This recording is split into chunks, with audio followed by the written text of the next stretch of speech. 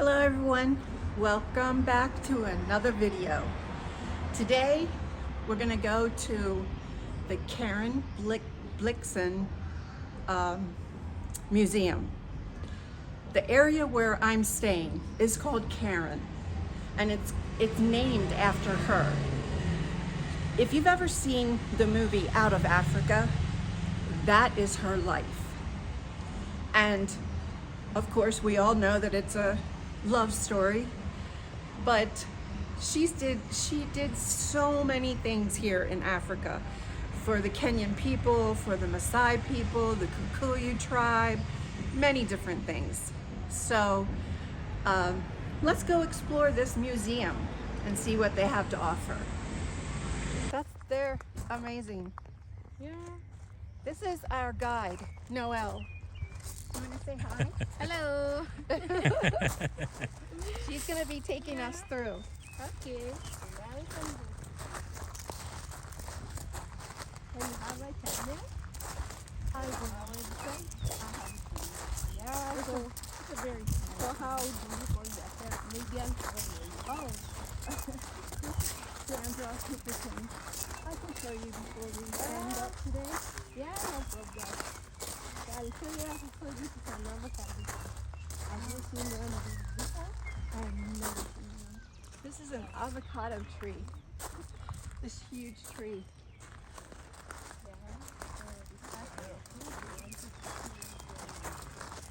And see here we have some fruit. Some are not yet. Oh, I see. Yeah. How do they just fall down? No, some things is that in the leaves, one has to climb up to be able to slide them. Yeah. What are these? Yeah, so these are called canna lilies. A type of flower called canna lily. Canna Lily. Yeah. Oh, canna lily, okay. Yeah. That's gorgeous. Yeah. I'm so happy to be here. Yeah. You won't believe how happy So now I am. we go this way. I'll give you a brief history about the house. And now we'll walk around. Okay. So have you got to read the book Out of Africa? Or have you watched the movie? I've watched the movie, but I've not read the book. Yeah, so I'll give you a brief history, then I will walk around. Okay. Yeah. So you can go this way. Yeah. I see all this old farming equipment. Barbara, ati muunganishie hivi. Muunganishie William hivi. Sijui hata in the year 1885 in Copenhagen in Denmark. She was a second child in a family of 5, and she was homeschooled by her aunt and her grandmother until the age of 18 years. Wow. Okay. Yeah. So after 18 years, she joined the Royal Copenhagen Academy to study literature and fine arts. She furthered her studies in Paris in France, later Rome in Italy.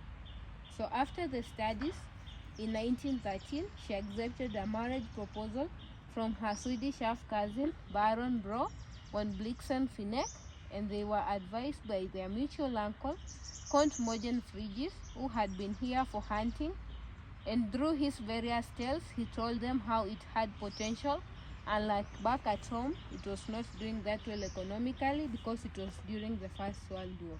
So he was her first cousin, correct?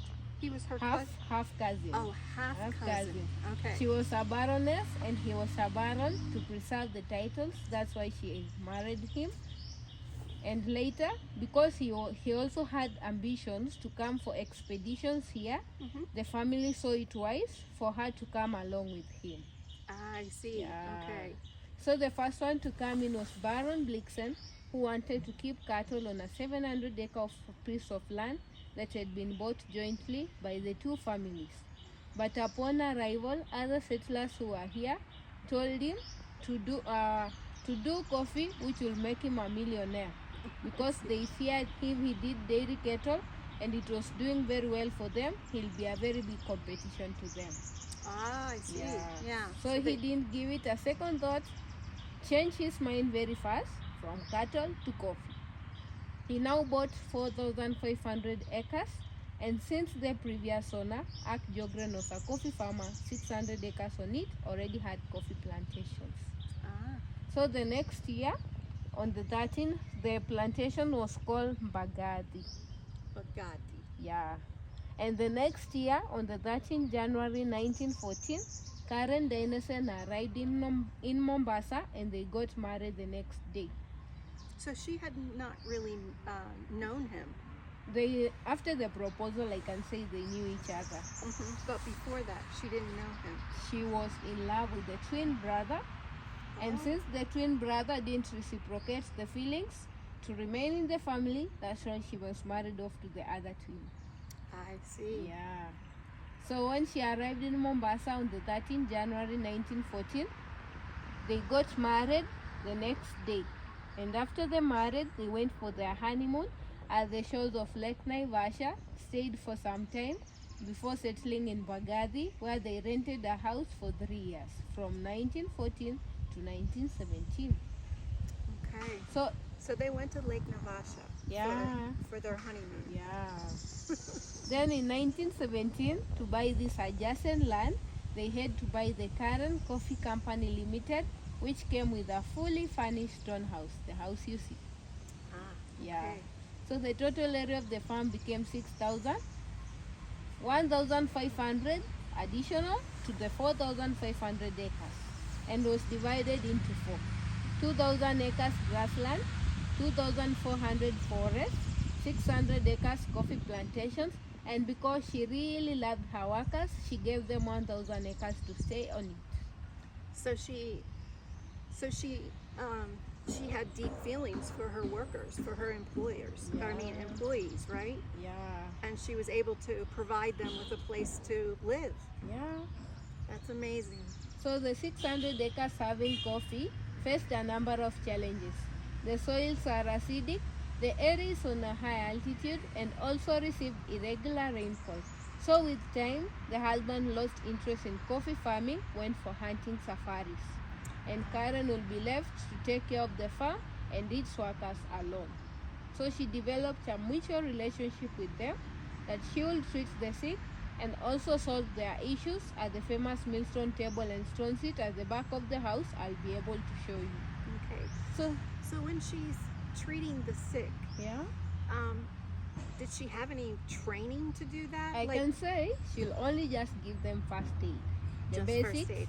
When you are much ailed, she will transfer you to Nairobi Hospital for further treatment.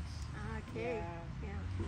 So whenever she'll get lonely, because the husband will stay out for long in hunting safaris, she used to write letters to her mother and manuscripts which were later made into books.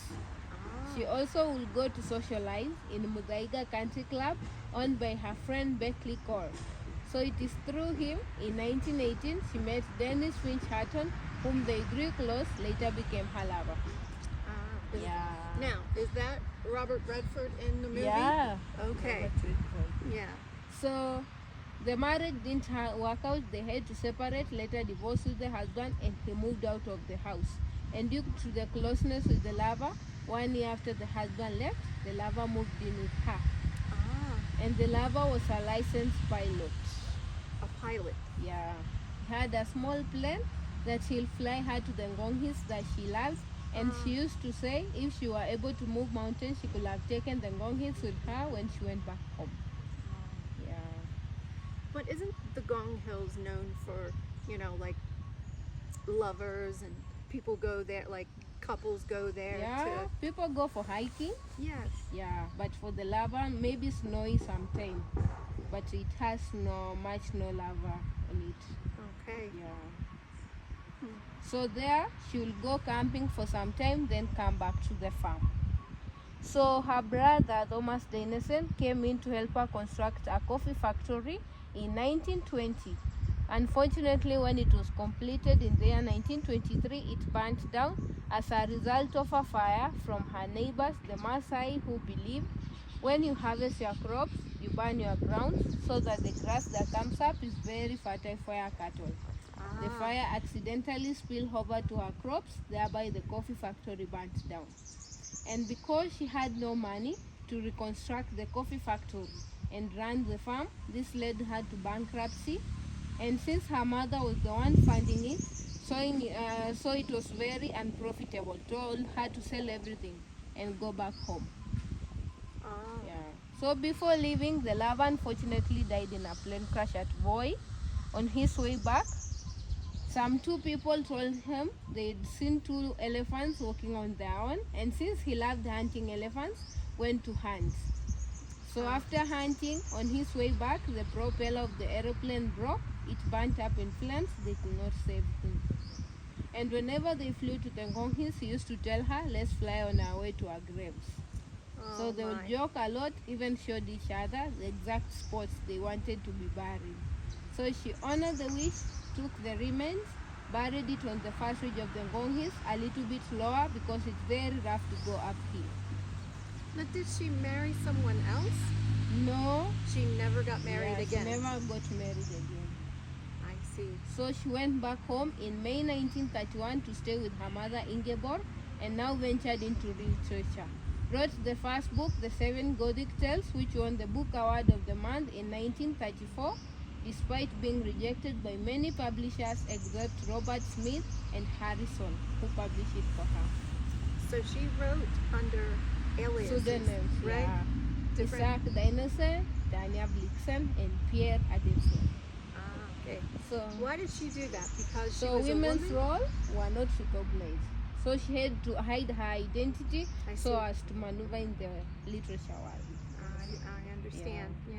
And the second book, the most famous, Out of Africa, written in 1937, later made into a movie in 1985, winning the 7 academic awards for the best pictures in 1985. We have other books, Winter's Tales, Last Tales, Annal's Codes of Destiny, and Shadows on the Grass.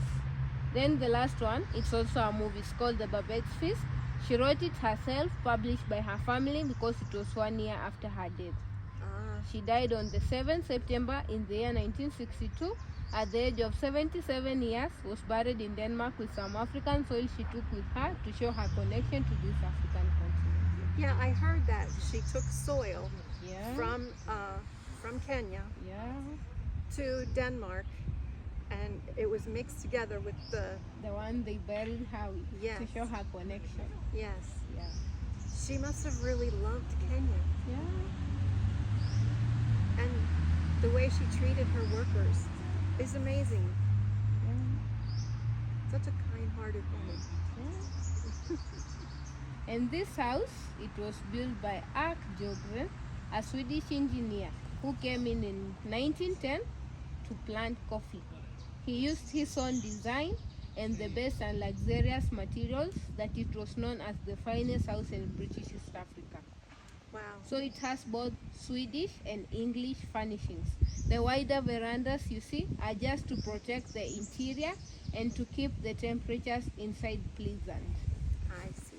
So when the farm could not pay up, that's when he sold it to Karen. Karen luckily moved in it in 1917, staying for 14 years, from 1917 to 1931.